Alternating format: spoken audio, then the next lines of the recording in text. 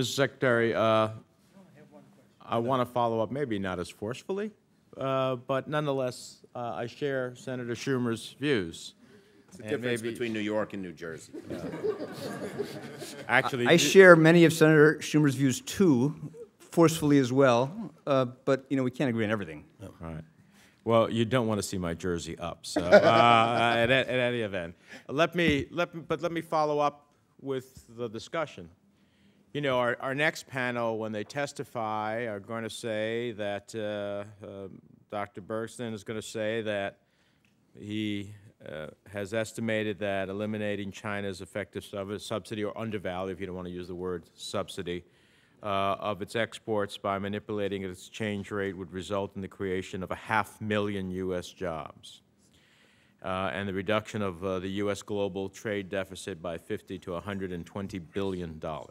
That's okay. Paul Krugman, he has a different estimate. It's much more robust. He says that it's about 1.4 million jobs over the next several years. So whichever estimate is right or somewhere in between, there's an enormous number of jobs being affected by this.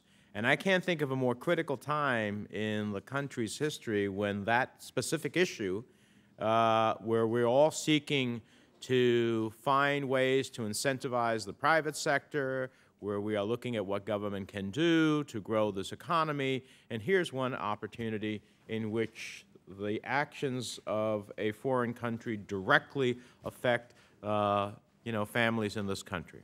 And so let me pick up where you left off with Senator Schumer. What is it that you need? If you don't have the tools now, then what is it that you need? By all means, let us know so we can work to give you the tools that are necessary to stop what is clearly an unfair balance. Get it to me.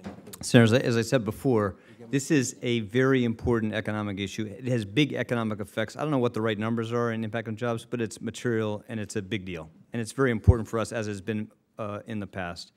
You're asking the vital question. There are a lot of ideas on the Hill that would change current law, and some of them may offer the prospect of more leverage, more effective leverage. Anything that's going to work has to meet two tests. It's got to be consistent with our international obligations, because if it's not, it'll have no positive impact. And it has to be effective in terms of offering us more benefits than it does risks.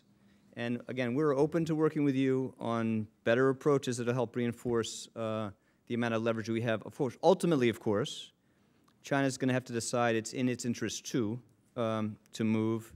And our job, of course, is to encourage them to reach that conclusion more quickly. I think that the Chinese have learned the Texas two-step very well.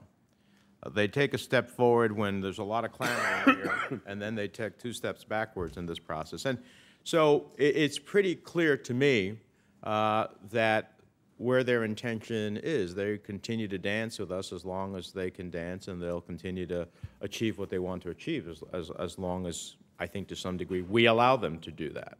So when I hear you say the first, I understand the international obligations, but the second, as long as there is more benefit than risks, outline to me what you consider the risks. It's hard to know. It depends on the particular measure, but again, I would just offer the following perspective. The United States has more jobs today, is creating more jobs every week, including in manufacturing and high tech. Some of the most important industries are our future, in part because our exports to China are growing so rapidly and because our market share in China is so substantial and so growing. And I am very confident that's going to get substantially better for us over time. Now, that is not sufficient to us, because I think because of the currency and because of a range of unfair trade practices, we are being denied opportunities that we could take substantially greater advantage of. And what we want to do, of course, is to maximize the chance that happens more quickly over time. That's what we're engaged in. And we need, again, it's not something we can do on our own. We need the support of you and your colleagues, and we need the support of the American business community to make that work. Well, I want to observe the chairman's request, because I know you have to go to another hearing. But look, we need Senator Schumer has legislation. I think it's pretty good. But we need the specifics of what you think is going to both help you, help us to give it to you and then to be able to achieve the goal that we want. But, you know, I hear a lot of generalities, but I'd like to know and follow up with you on the specific tools that you need that can meet the two standards that you just described and that can help us change this dynamics. Because, you know, the last point I'll make is that the Chinese are great at using all of our international obligations to the maximum of their advantage. They file more complaints, they file more challenges, and yet, you know, on a whole host of issues, they sit back on what their obligations are.